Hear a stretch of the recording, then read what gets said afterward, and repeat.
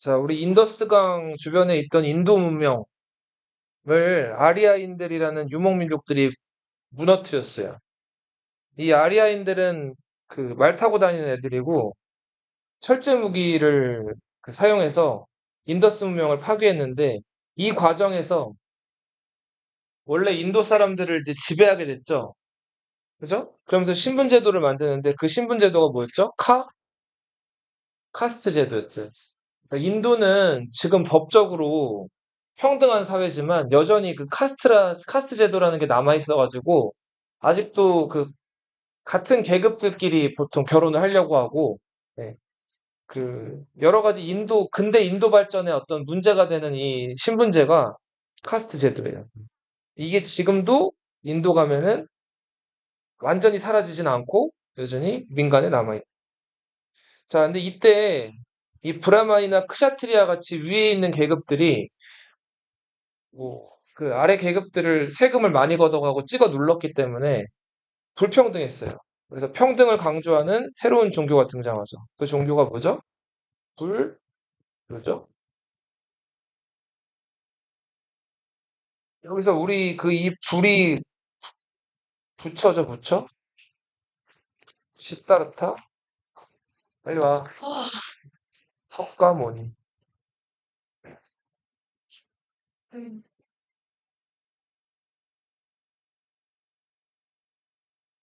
불교는 일단 평등을 강조한다 그랬죠. 그리고 불교에서 얘기했던 것들 몇 가지만 다시 얘기하면은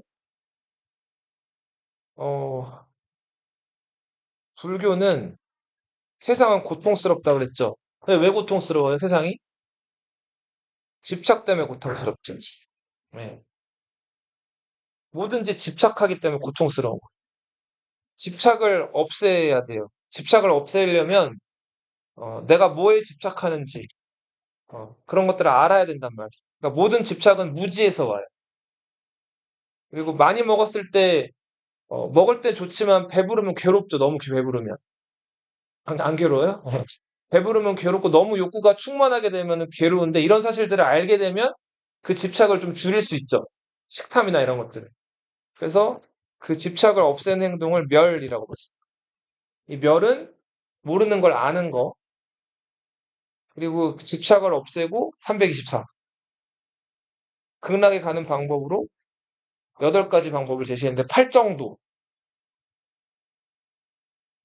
그렇게 해서 깨달음에 이르면은 해탈한다고 얘기했죠. 죽음과 동시에 육신의 굴레에서 벗어나면서 해탈하는 거를 가리켜서 뭐라고도 불렀죠? 열반. 불교에서는 그래서 스님들 돌아가실 때 열반에 이르셨다 이렇게 얘기한다 그랬죠? 만약에 해탈이나 열반에 이르지 못하면 사람은 어떻게 돼요? 다시 태어나죠. 윤회라고 한다 그랬죠. 윤이 돈다란 뜻이라 그랬죠. 다시 태어났는데 사람으로 태어나라는 보장이 있어요? 없죠. 어디 뭐 강아지나 고양이나 아니면 재수 없으면은 뭐 벌레나 이런 것들로 태어날 수도 있는. 아니면 진짜 그 지저분한 똥오줌으로 태어날 수도 있는 거. 자, 근데 지금 이번 생애에 왕으로 태어났어요. 그 왕으로 태어난 건 왜 왕으로 태어났을까, 이번 생에? 전생에 많은 업적을 쌓았기 때문에 이번 생에 왕으로 태어난 거예요. 그 전생에 많은 자기가 했던 착한 일들, 혹은 나쁜 일들, 이런 것들을 업이라고 불러요, 업. 자, 자기가 아주 좋은 업들을 많이 쌓았으면 이번 생에는 왕이라든지 귀족이나 높은 신분으로 태어나는 이런 걸 업설이라고 부르죠. 그리고 이게 또 이렇게 이용되기도 해요. 왕으로 태어난 사람들은 전생에 많은 중생들을 구제한 사람이라는 거예요. 그 전생에 중생을 많이 구제한 대표적인 불교의 성인이 부처죠. 그러니까 왕은 곧 부처라고 하는. 이게 그 통치자들 통치에 이용되기도 했죠. 저번 시간에 말씀은 안 들었는데 불교 말고도 자이나교라는 종교가 있어요. 이 자이나교 역시도 해탈을 강조하긴 하는데 이 자이나교는 불교에 비해서 훨씬 더 엄격해요. 특히 엄격한 계율 중에서 가장 우리 좀 하나만 알아둘 게 불살이에요. 불살이 뭘까요? 불살? 불살. 살이 뭐예요? 살. 사람 죽이는 거죠. 모든 생명을 뺏지 말라는 거. 죽이지 말라는 거. 근데 이게 좀 너무 해가지고 뭐도 죽이지 말라고 하냐면 그쵸, 맞아요. 곤충들도 죽이지 말라 그래요. 살아있는 생명이 있는 것들은 죽이지 말라 그런다. 그래서 모기나 해충 같은 것들도 자이나교에서는 절대로 죽이는 걸 금지. 이게 말도 안 되는 종교 같고 굉장히 그 불살의 규칙을 너무 엄격하게 지키는 종교라서 막 금방 사라졌을 것 같은데 이 자이나교를 믿는 사람들이 지금도 인도에 500만 명이나 있어요. 인도는 인구가 많은 나라니까. 근데 이 500만 명 자이나교 믿는 사람들이 가난할 것 같아요? 부자일 것 같아요? 엄청 부자들이에요. 인도에서 정말 손가락 안에 꼽히는 부자들이 이 자이나교 믿는 사람들이 많아요. 자, 그리고 불교가 이제 막 만들어지고 얼마 안 돼서 그리스에 누가 쳐들어오죠? 인도로? 네, 알렉산드로스가 쳐들어오죠.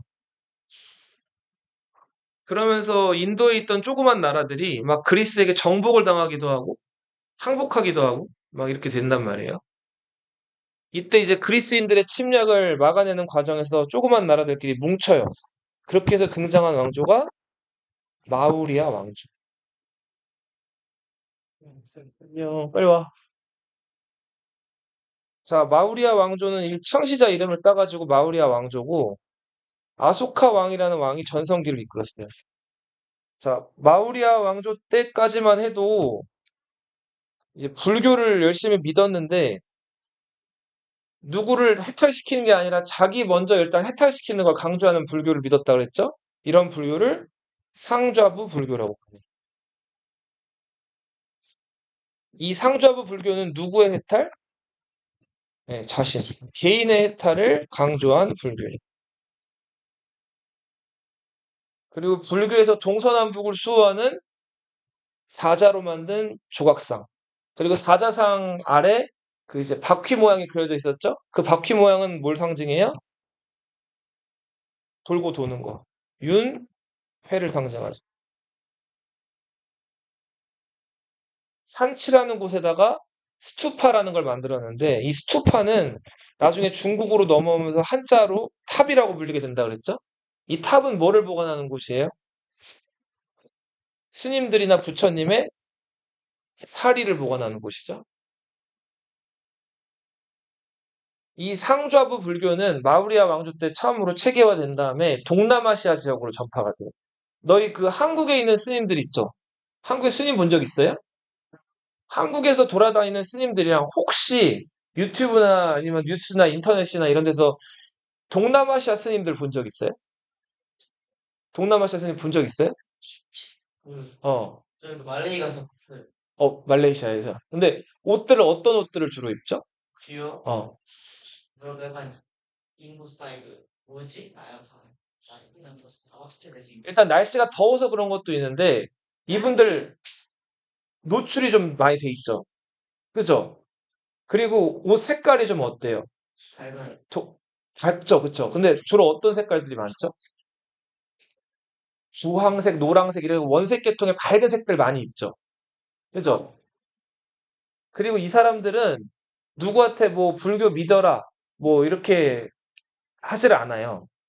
개인의 수행, 뭐 벽 보고 앉아가지고 수행한다든지 지금 우리 한국, 중국, 일본에 들어가 있는 불교랑 많이 스타일이 달라요.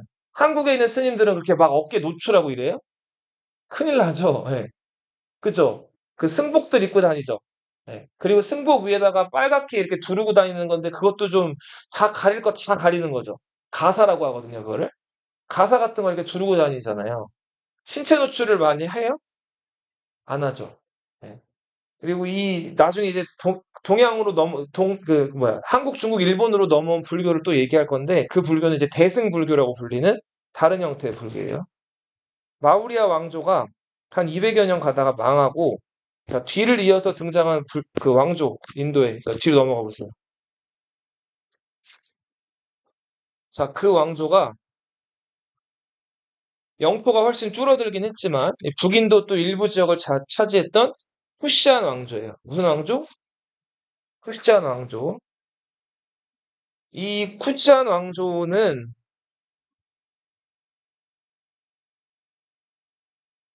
여기다 써야겠네.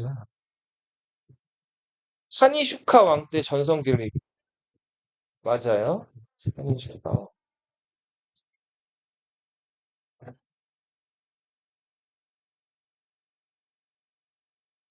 기원전 2세기부터 기원 후 2세기까지 존속했던 왕조다. 이 쿠시안이라는 표현은 한자로 쓰면은 귀상이라고 읽거든요. 귀상. 이 귀상이라는 한자 표현을 어느 나라가 붙여줬을까요? 당연히 한자니까 중국에서 붙여줘요. 중국에 당시 있던 한나라라는 나라가 있었어요. 무슨 나라? 한나라. 한나라는 화가 주변에 자기들을 중화, 그러니까 자기들이 중심이라고 생각하고 나머지 만리장성 너머라든지 나머지 지역에 사는 사람들 다 뭐라고 봤죠? 오랑캐라고 여겼죠. 그죠? 그 중에서도 서쪽에 사는 오랑캐들, 이 사람들은 서쪽의 지역을 서역이라고 불러요. 서역. 네.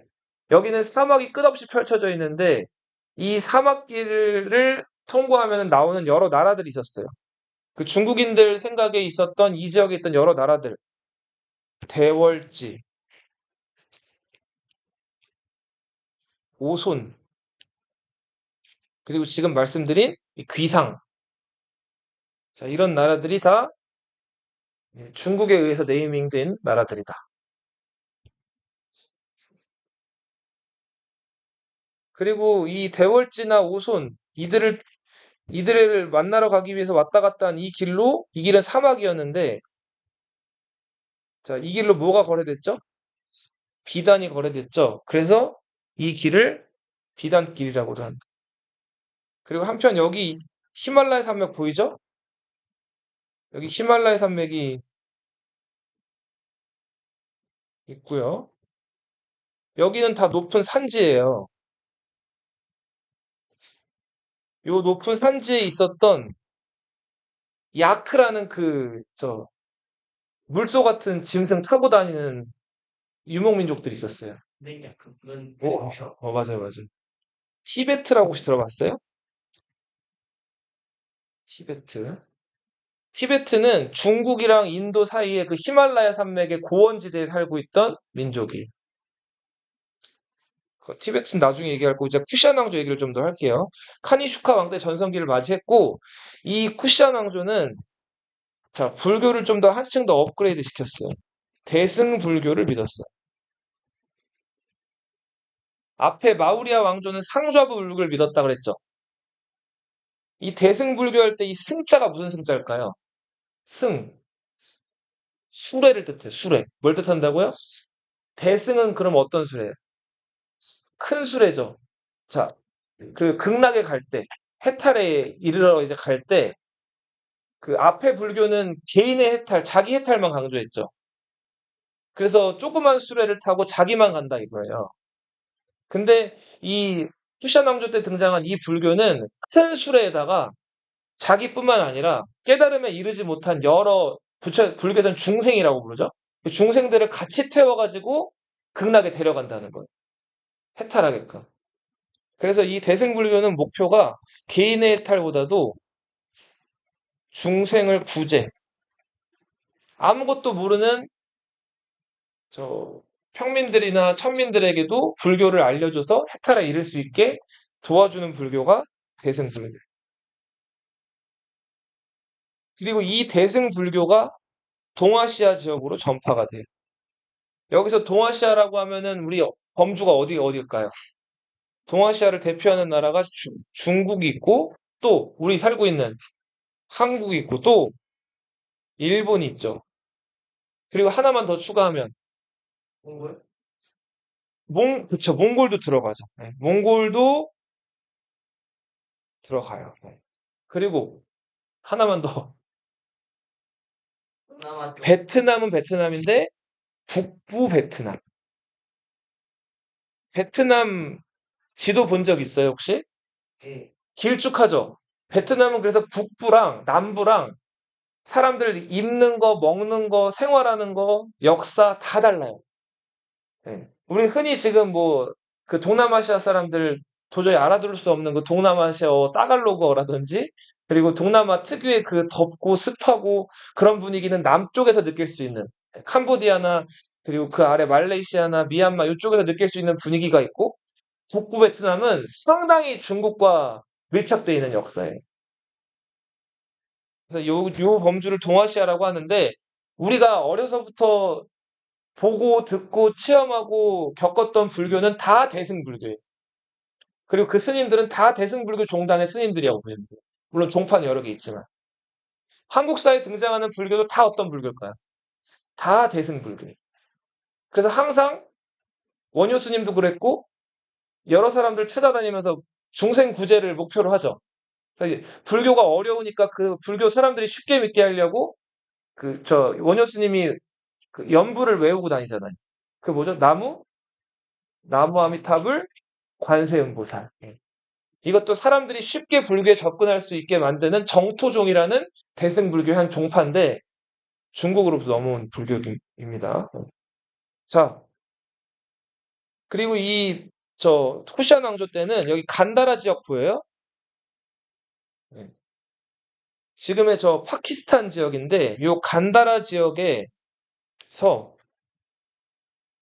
불상이 만들어져요. 자, 부처님의 모습을 한 조각상이 만들어진 거예요.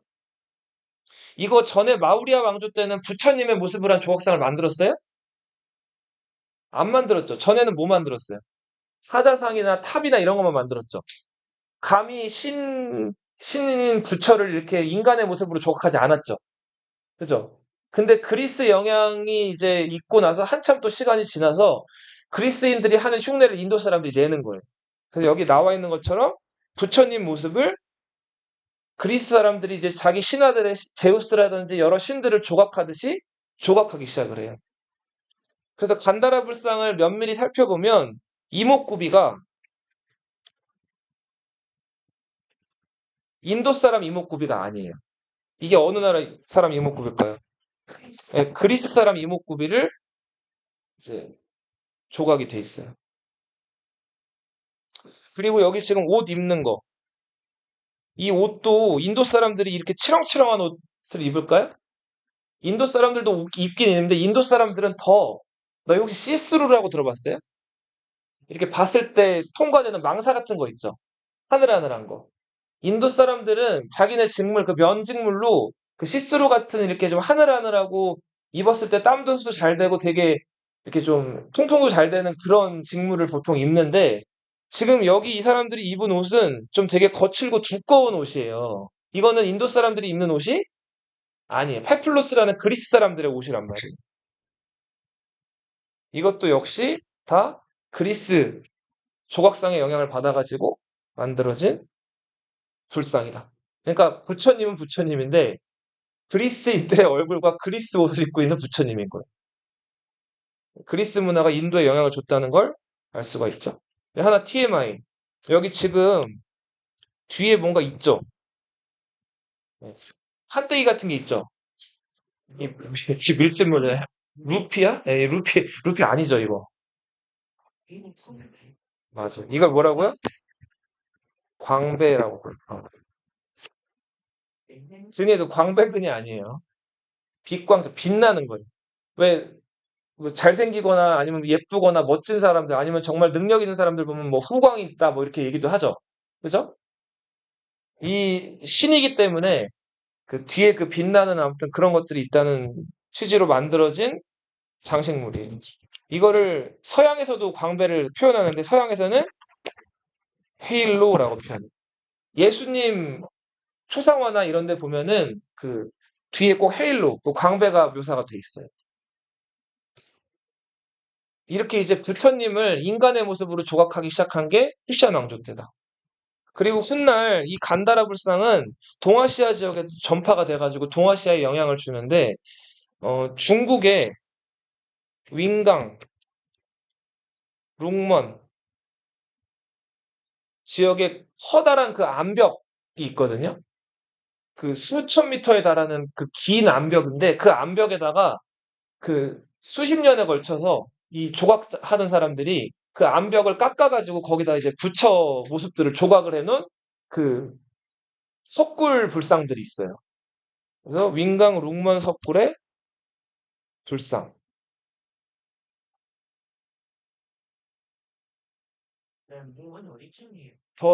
룽먼은 낙양 근처에 중국에 용문이라고도 하는데, 자 여기 그리고 너희 석굴암 가본 적 있어요? 가본 사람 있어요? 석굴암? 경주 석굴암 들어봤죠? 석굴암 가보면 안에 그 부처님 한번 모셔져 있죠?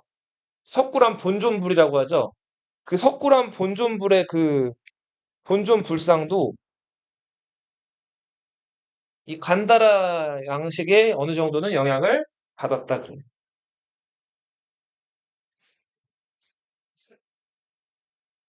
자, 그리고 쿠샤는 왕조가 이제 멸망을 하는데 여기 지금 나와 있는 페르시아에게 멸망을 해요. 페르시아는 페르시아인데 어떤 페르시아? 사산 왕조 페르시아.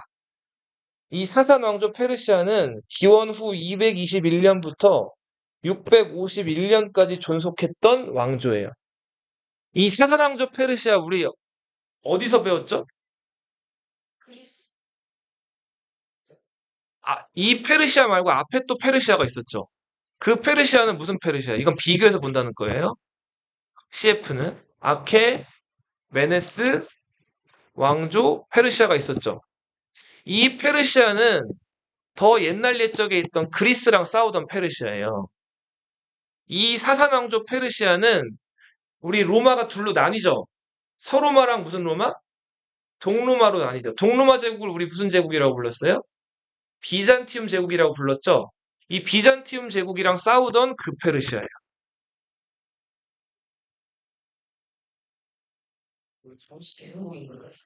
어?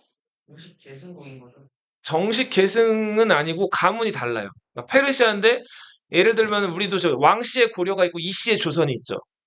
네, 그런 거라고 보시면 돼요. 가문이 달라졌죠. 근데 다만 페르시아라는 나라 이름은 그대로 가져온 거죠. 이 사사왕조 페르시아는 651년까지 존속했다고 나와 있는데 이거 누구한테 망했을까요? 이슬람에게 멸망하다.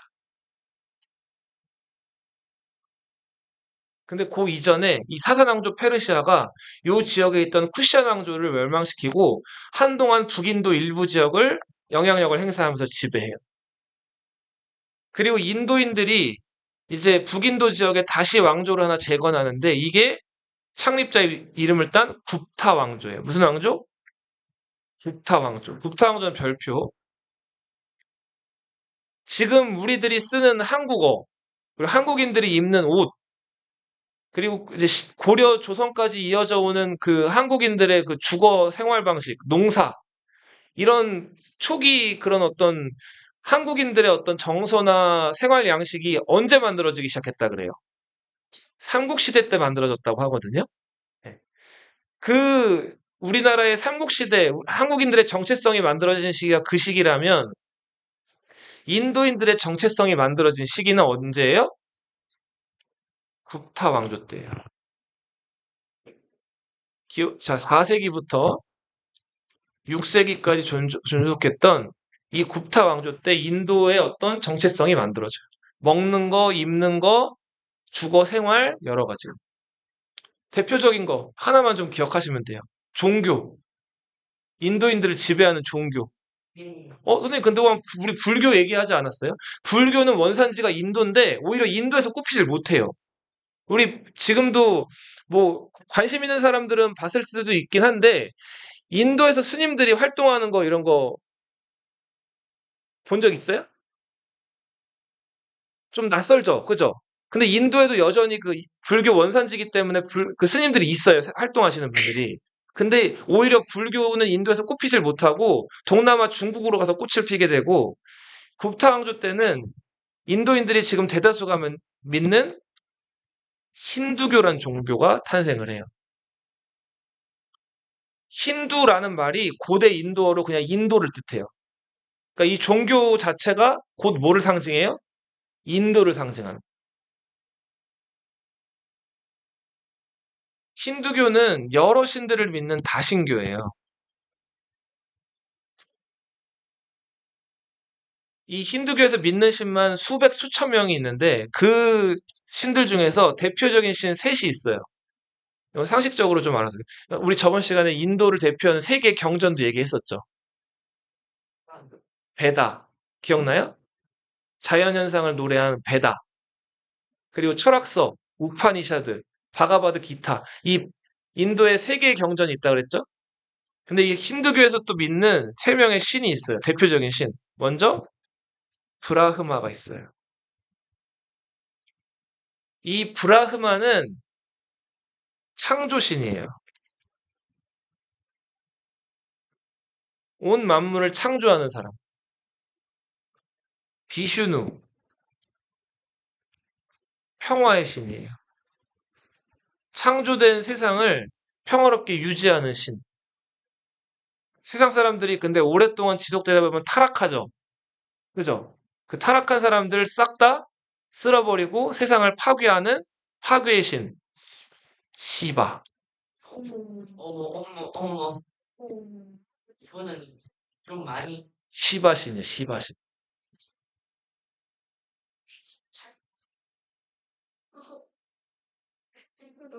아, 그리고 여기서도 지금 보셔서 아시겠지만 굽타왕조 영역이 남쪽까지는 미치나요? 아니죠. 여기 가운데 인도에는 데칸고원이라는 그 산악지대가 있어서 여기는 못 넘어간다 그랬죠. 그래서 남쪽 이 남인도의 역사랑 북인도의 역사가 많이 다르다 그랬죠. 근데 이제 세계사에서는 우리 북인도 역사 정도만 알아두시면 돼요. 근데 불교가 쇠퇴하긴 하는데 여전히 불교 연구는 계속돼요. 여기 날란다, 엘로라, 자 이런 곳에서 석굴사원이 만들어지고 불교 연구도 계속해서 이루어진다. 하지만 굽타 왕조 때부터 인도인들의 주류 종교는 뭐가 된다? 힌두교로 굳혀지게 된다. TMI. 자, 인도에서 그냥 봐두세요. 여기 지금 현대 있는 나라가 무슨 나라인지 알아요? 이만. 여기랑 여기 이렇게. 여기 있는 나라 무슨 나라죠? 이만. 파키스탄이죠. 아, 무슨 나라라고요? 파키스탄. 여기 있는 나라는 뭘까요? 뭘까요? 방글라데시라고 들어봤어요? 원래 여기가 인도 땅이었거든요? 현대 그 인도? 근데 이 땅을 인도 사람들은 뭐라고 불렀냐면 벵골이라고 불렀어요. 방글라데시는 벵골라데시라는 뜻이에요. 여기 원래 그 공파키스탄 있어요? 맞아요. 여기가 원래 그 동파키스탄, 서파키스탄 이렇게 불렸거든요. 그럼 파키스탄이랑 인도는 왜 나뉘었을까요? 스탄이란 말이 저 페르시아어 이쪽 언어거든요. 중동 쪽 언어예요. 그럼 중동 쪽에서 그죠? 스탄이란 말이 뭐뭐의 땅이란 뜻이 우즈베키스탄, 카자흐스탄 다 뭐뭐의 땅이란 뜻인데 그 스탄자 이름 붙은 나라들은 다 무슨 종교를 믿을까요? 알라신, 이슬람교를 믿어요. 그래서 나중에 이 인도를 이슬람 세력들이 이쪽으로 쳐들어서 지배를 하거든요. 그래서 인도에 그 이슬람 세력들이 한동안 지배를 하다가 이제 나중에 이제 역사가 또 바뀌는데 이슬람 사는 사람, 이슬람교 믿는 사람들끼리 독립해가지고 파키스탄이란 나라를 서쪽, 동쪽에 따로 세운 거예요. 근데 나라 영토가 이렇게 두 개 분할되어 있는 경우가 흔치 않죠. 그래서 이렇게 분할 독립한 다음에 서파키스탄이 그냥 파키스탄으로 동파키스탄이 여기 벵골이라는 지명을 따가지고 방글라데시로 독립을 한 거예요. 나중에 또 얘기할게요. TMI. 여기 파키스탄 위에는 무슨 나라가 있을까요? 몽골 아닌데? 그럼 뭐? 여기 네팔? 아프가니스탄이라고 들어봤어요? 아프가니스탄. 스탄자가 이제 이슬람어로 땅을 뜻한다 그랬죠? 저 중동 언어로. 이스라니까 부탄, 네팔. 네팔이라고 들어봤나요? 에베레스트 산? 네. 자, 그리고 구타 시대 때는 불상을 부탄, 네팔. 옆으로 더 가면 아이고.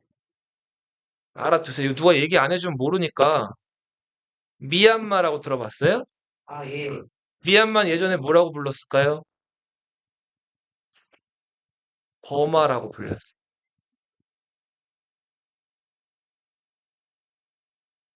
여기 태국, 뭐 말레이시아 이렇게 쭉 내려가죠. 네. 자, 간다라 불상이랑 굽타 불상이랑 좀 느낌이 어때요? 다르죠. 지금 간다라 불상은 옷들이 그리스 사람들처럼 막 이렇게 두껍기도 하고 좀 옷이 막 꾸깃꾸깃 돼 있는데 굽타 불상이 입은 옷은 어때요? 인체가 다 드러나게끔 옷이 착 이렇게 붙어 있죠. 그죠? 인도 사람들이 입는 형태의 옷을 드디어 부처가 입기 시작을 했어.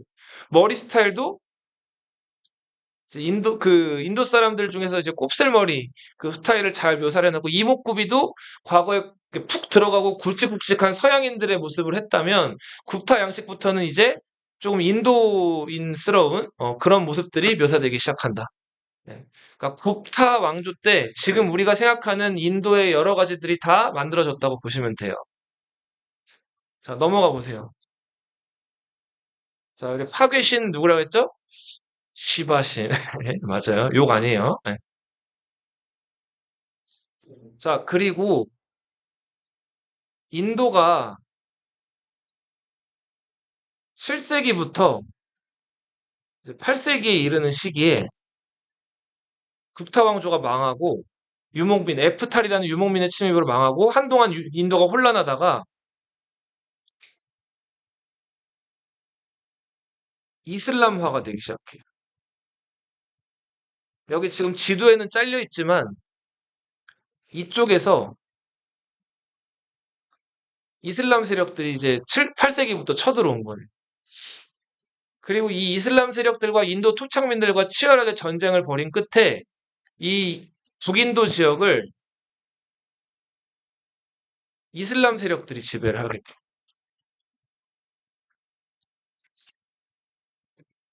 그 이슬람 세력들이 수도로 정했던 곳이 델리예요. 인도에 우리 저 한국에 경주가 있죠. 일본에는 어디가 있어요?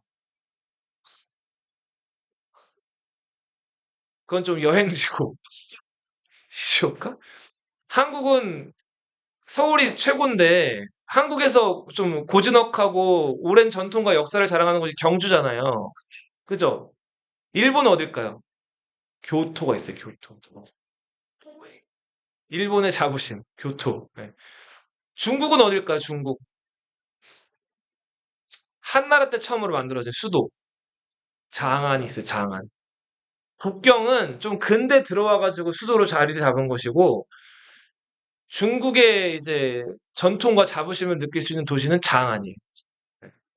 인도는 어딜까요? 그냥 니 델리예요, 델리. 지금 인도의 수도 혹시 어딘지 알아요? 뉴델리죠, 뉴델리. 그 뉴델리는 올드 델리 그 동남 쪽에 만들어진 신도시예요. 네. 뉴델리, 올드 델리. 여기 지금 나와 있는 델리는 올드 델리, 옛날 델리. 이 델리에 이슬람 세력들이 수도를 정하고 한 400여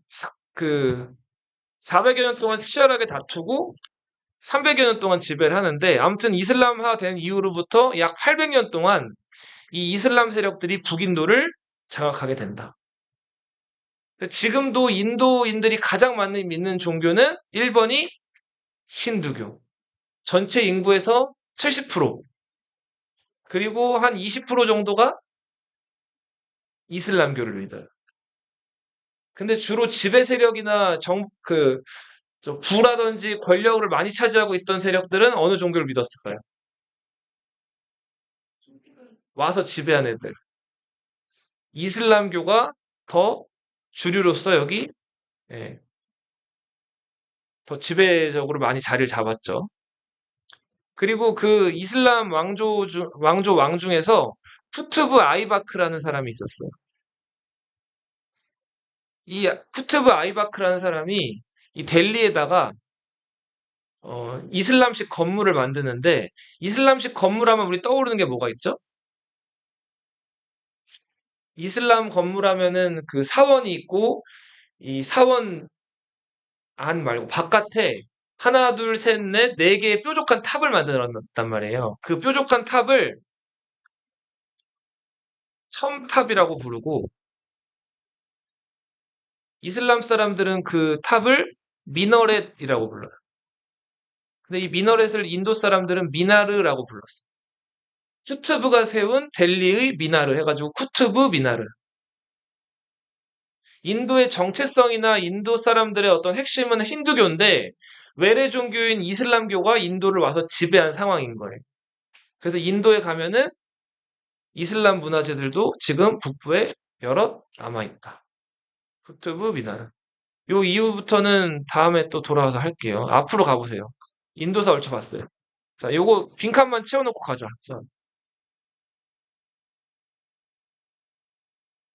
자, 마우리아 왕조 망하고 나서 들어선 왕조가 어느 왕조였죠? 귀상 왕조?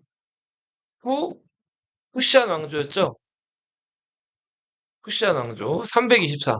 후시안 왕조 때는 카니슈카 왕 때 전성기를 이끌었고 새로운 불교가 등장했다 그래서 이 불교 무슨 부제였어요? 불교였어요?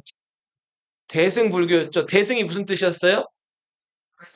맞아. 큰 수레라 그랬죠. 큰 수레. 그러니까 혼자 해탈하는 게 아니라 여러 사람들을 같이 데리고 해탈하러 가자 이거예요.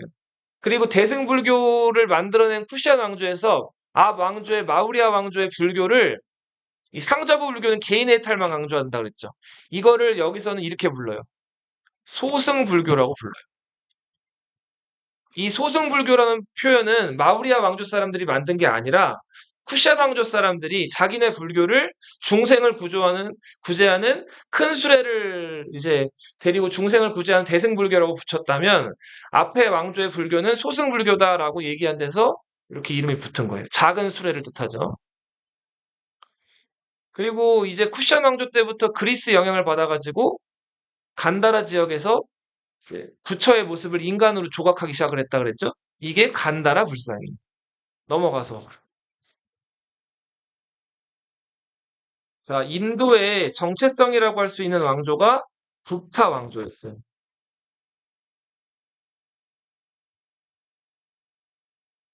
자, 그리고 굽타 왕조는 이전 왕조처럼 북인도 지역을 통일했다.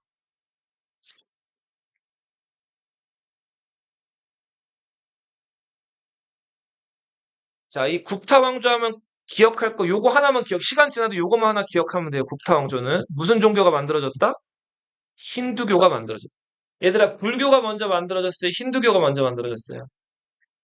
불교가 먼저죠? 그죠? 그리고 불교는 오히려 인도에서 자리 잡았다 그랬나요? 다른 나라로 가버리죠. 그죠? 그리고 오히려 힌두교가 요때 인도인들의 종교로 자리를 잡게 됩니다. 반면에 불교는 쇠퇴한다. 그리고 구타 시대 때 이 인도인들의 고대 언어라고 할 수 있는 언어가 또 사용이 되는데 산스크리트어. 이 언어를 한국 사람들은 범어라고 불렀어요. 무슨 언어? 범어. 인도인들이 고대 인도인들이 쓰는 언어예요. 현대 인도어랑 다른 언어예요. 이 글자가 굉장히 어려운데 부처님의 말씀 불경을 다 이 범어로 기록을 했단 말이에요. 그래서 이거를 처음에는 일반인들이 접근하기가 어려웠어요. 근데 이 범어가 먼저 이 산스크리트로 쓰여진 불경이 중국으로 넘어온 다음에 중국에서 한자로 번역이 돼요. 그 다음에 한자로 번역된 불경을 우리나라 스님들이 중국 가가지고 가져와서 이제 연구하고 해석하기 시작을 했죠. 근데 봐봐. 산스크리트어를 직접 이해하고 읽는 거랑 한번 한자로 번역해가지고 번역된 걸 읽는 거랑 어떤 게 더 이해하는데 좋을까요? 지금 직- 한자로. 이거를 직접 원어로 읽는 게 훨씬 좋죠. 그죠?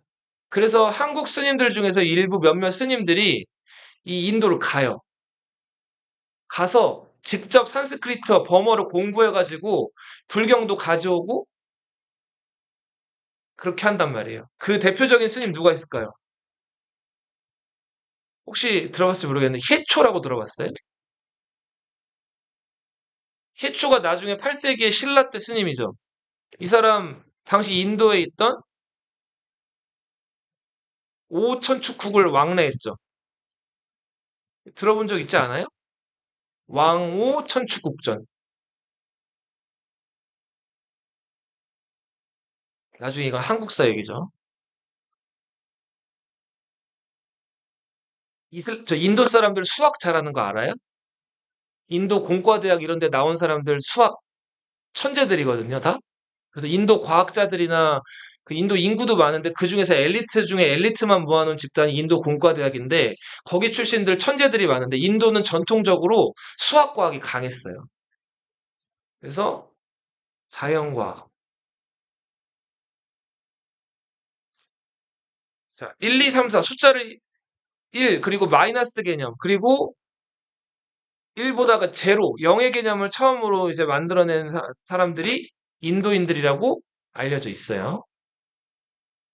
그리고 3.141592 이게 뭐죠 이거? 원주율. 예, 원주율, 이 파이 이런 것들을 계산해서 이제 지구 둘레 계산하는 데 썼던 인도인들.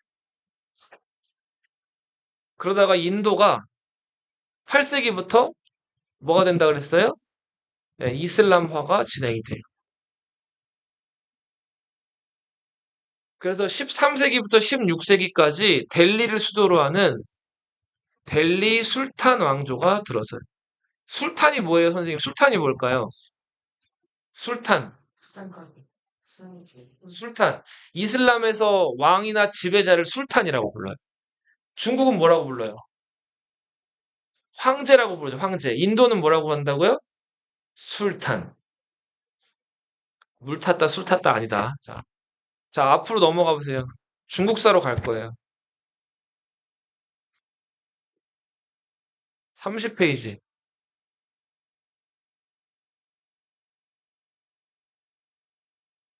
아니, 29를 보세요, 29. 자, 이제 많이 까먹으셨을 텐데, 그리고 또 중간에 새로 들어오신 친구들도 있어가지고, 선생님이 간략하게, 빠르게 중국사 처음부터 얘기를 해볼게요. 자, 중국에 아주 먼 옛날에 신화적인 존재 8명의 임금이 있었죠. 삼황 오제라는 임금이 있었죠. 29쪽. 자, 이 삼황 오제는 뭐 인류에게 불을 가져다 주기도 하고, 낚시하는 방법, 사냥하는 방법, 그리고 인간이 결혼하는 거, 출산하는 거, 이런 것들을 알려준 전설 속의 임금님들이. 농사 짓는 방법, 이런 것들. 자, 그러다가 이 삼황 오제 시대를 뒤를 이어가지고 하나라가 등장해요. 들어봤어요? 하나라. 중국 최초의 왕조로 알려져 있어요. 하나라가 망하고 등장한 왕조가 상나라예요. 무슨 나라? 상나라. 상나라는 수도를 여러 번 옮기는데 마지막 수도가 은이라는 곳이었기 때문에 상나라를 은나라라고도 불러요. 이 하나라와 사망 오제 때 이야기는 그 시대 때 사람들이 썼던 뭐 물건이라든지 궁궐터라든지 이렇게 추정되는 것들이 있긴 한데 그 시대 때 사람들이 남긴 기록이 있을까요, 없을까요? 발견된 게 없어요. 근데 이 상나라 때는 상나라 때 사람들이 남긴 기록물이 발견이 됐어요. 거북이 배껍질에 기록한 갑골문이라는 게 발견이 돼가지고 나중에 상나라 역사를 기록한 역사책이랑 그 거북이 배껍질에 기록돼 있던 그 갑골문 기록을 맞춰봤더니 정확하게 일치하는 거예요. 그래서 상나라는 중국 역사상 최초의 왕조로 알려져 있어요. 그럼 하나라 이전의 역사는 아직은 기록으로서만 남겨져 있는 역사예요. 실제가 입증된 역사들이 아니에요. 상나라는 역사상 최초의 왕조로 인정받은 왕조다. 뭐 때문에? 거북이 배껍질, 갑골문 때문에. 네, 이어서 등장한 왕조가 주나라죠. 무슨 나라? 주나라. 그래서 중국의 고대 3대 나라 하면은 하상주 이렇게 얘기하는 하은주 혹은 네. 주나라는 상나라를 무너뜨리고 중국을 통일했어요. 이 주나라가 상나라 무너뜨릴 때 주나라를 도왔던 여러 그 지방 세력들이 있었단 말이에요. 이 사람들을 주나라 왕실에서 제후라는 걸로 임명해요. 이 제도를 봉건제라고 불러요. 무슨 제도라고 부른다고요? 봉건제. 자, 봉건제에서 제일 높은 사람은 누구예요? 주나라 왕이죠, 왕. 주나라 왕이 제일 높아요. 그 주나라 왕이, 그쵸. 여러 지방 세력들, 자기를 도왔던 사람들을 한테 선물들을 하나 줘요. 땅을 주면서, 그쵸. 나라를 세우라고 한단 말이에요. 그리고 그때 그 징표로 술잔을 선물해 준다 그랬죠. 그 술잔을 받고 저 지방에 가가지고 나라를 세우게 된 사람들을 가리켜서 뭐라고 불렀어요? 제후라고 불렀죠. 그리고 제후들이 받은 땅덩어리가 워낙 커가지고 그 땅도 제후들이 자기 부하들한테 나눠줬어요. 그 사람들을 대부. 자, 대부들이 다스리는 땅들은 대부가 다스렸는데 이 대부들이 자기한테 뭐 지혜를 빌려주거나 아니면 능력 있는 그 전문 지식인들을 데리고 나라를 다스렸단 말이에요. 그들을 사라고 불렀어요. 자, 이런 시스템을 봉건제라고 부릅니다. 주나라가 오랑캐 침략을 받아가지고 수도를 뺏기고 동쪽으로 도망가요. 그리고 나서 제후들끼리 치고받고 물어뜯고 싸우는 춘추 전국시대가 시작되죠. 이때는 약육강식의 시대. 약하면 고기 덩어리가 되고 세면 잡아먹는 거예요. 그러다가 이 춘추전국 시대를 통일한 나라가 진나라죠, 진나라. 이렇게 쓰죠. 자, 이 여섯 나라들이 500년 동안 치열하게 일곱 나라들이 싸우던 거를 이제 이 진나라 왕이었던 영정이라는 사람이 통일했어요. 나는 왕이란 칭호로는 부족하다 그래서 전설 속에 임금, 여덟 임금 있었죠. 삼왕, 오제. 여기서 황과 제를 따가지고 자기를 뭐라고 부르라 그랬어요? 진시황. 그쵸. 황제라고 부르라 그랬죠. 그래서 진나라 때 처음으로 황제 칭호가 사용이 돼요. 황제를 시작했기 때문에 이 황제를 무슨 황제라고 불러요? 시황제. 진나라의 시황제라고 부르죠. 봉건제, 주나라 때 실시됐던 봉건제는 지방 제후들한테 땅을 맡기고 그 맡겨주는 거란 말이에요. 근데 땅을 맡겼더니 이 제후들이 어떻게 했어요? 그렇지. 하극상을 일으켰어요. 반란 일으키고. 아랫사람이 윗사람 치는 거를 하극상이라고 한다 그랬죠? 그래서 진시황제는 그거 안 되겠다 싶어가지고 모든 지역을 다 자기가 직접 다스려요. 근데 사람 몸이 하나인데 중국 그 넓은 땅덩어리를 다 직접 갈 수 있어요? 동시에 있을 수는 없죠. 동시에 감시하고. 그러니까 그 지방에다가 군과 현이라는 행정구역을 만들어서 여기다가 관리를 보내는 거예요. 그리고 문서로 황제가 명령을 내려요. 근데 이것도 못 믿어서 진시 황제가 그 넓은 중국을 관리들 감시하려고 어떻게 해요? 계속 네. 돌아다니죠. 이렇게 돌아다니는 걸 뭐라고 하죠? 순행이라고 부르죠. 몇 번 간다고 이거를? 5번. 마지막 6번째에서 죽죠. 자, 근데 이 순행길에서 진시 황제가 과로사예요. 죽어요. 진시 황제가 죽고 나서 진시 황제의 어리석은 멍청한 아들이 황제가 되면서 진나라가 점점 어둠에 빠지게 되는데 이때 초나라의 항우랑 한나라의 유방이 아니다. 유방이 한나라의 유방이 쟁패를 겨뤄요. 이게 초한 전쟁. 우리 무슨 소설로 유명해요? 초한지. 그죠? 삼국지보다 더 이전 시대입니다. 초한지. 이 초나라 한나라의 전쟁은 지금도 곳곳에서 계속되고 있는데 게임 뭐 있어요? 초록색 알이랑 빨간 알이랑 싸우는 거. 장기? 장기가 있죠, 장기. 그 장기에서 왕이 제일 알이 크죠? 그 초록색으로 돼 있는 게 초나라 왕, 초자가 써 있는 거예요. 빨간색으로 돼 있는 게 한나라 왕, 한왕이에요, 한왕. 누가 이겼죠? 유방이 이겨요. 자, 그렇게 해서 한나라가 중국을 통일하게 된단 말이에요. 자, 우리 지금 쓰고 있는 그 중국인들이 쓰는 문자를 무슨 문자라 그래요? 한자, 한문이라고 하죠? 그 한자가 여기서 다 유래한 거예요. 한수, 한자. 중국에 한수라는 강이 있어요. 네, 이 한을 뜻하죠. 한자, 한문. 그리고 중국은 인구가 워낙 많아서 56개 민족이 사는데 그 중에서 제일 90% 이상 차지하는 민족이 무슨 민족이에요? 한빈. 한족이에요, 한족. 우리 대한민국 한이랑 같아요, 달라요? 다르죠? 한나라가 들어서고 한나라가 한 200년 동안 중국 잘 다스리다가 봐봐, 선생님 봐봐. 한나라는 유씨의 나라였어요. 이 황실, 유씨성을 가진 사람들, 그 황실 집안들을 종친이라고 부르죠. 뭐라고요? 종친. 그러면은 유씨가 매번 그 다른 성씨를 가진 집안 여자들이랑 결혼을 해요. 그래서 또 자식을 낳고 또 다른 성씨를 가진 집안이랑 결혼해서 자식을 낳고 한단 말이에요. 이렇게 그 종친, 그러니까 황실의 외가댁 식구들을 뭐라고 불러요? 외척이라고 부르죠, 외척. 외가 쪽 친척해가지고. 예. 이 한나라가 한 200여 년 이어가다가 외척들이 점점 힘을 가지게 되고, 외척 중에 왕망이라는 사람이 한나라를 잠시 멸망시키고, 신이라는 나라를 세워요. 무슨 나라? 신. 건국자가 왕망이에요, 왕망.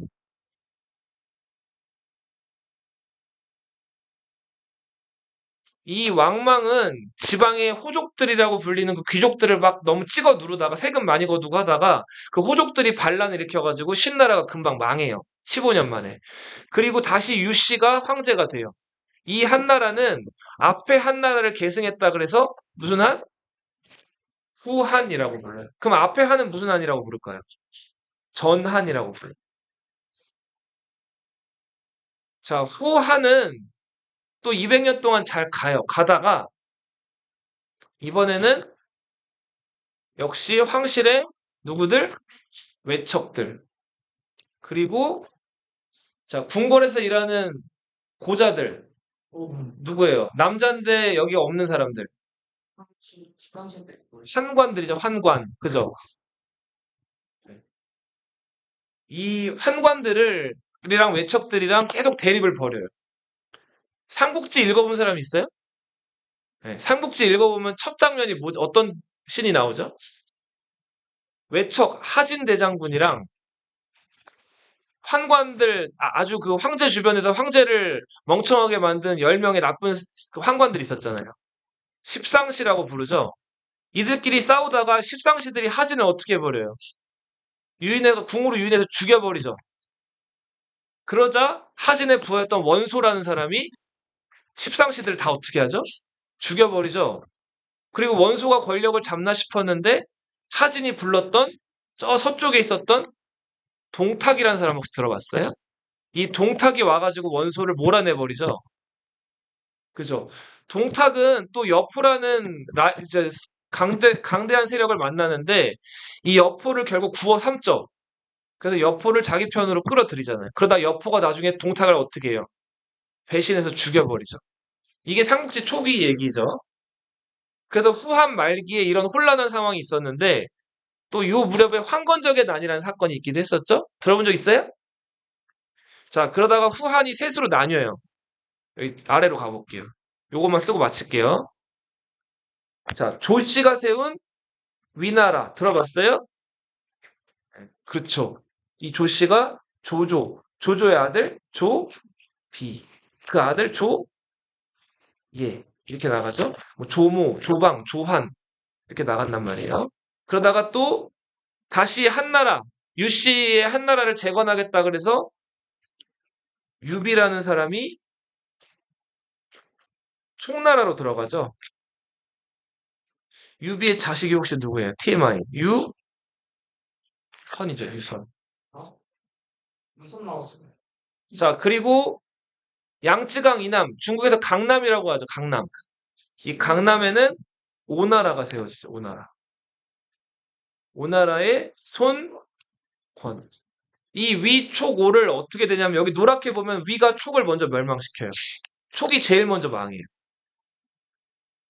그래서 위가 잠시 동안 촉나라를 멸망시켰다가 위나라 안에서 쿠데타가 일어나요. 원래 위는 조씨의 나라였는데 사마씨가 조씨를 몰아내고 그쵸 맞아요. 황제가 된단 말이에요.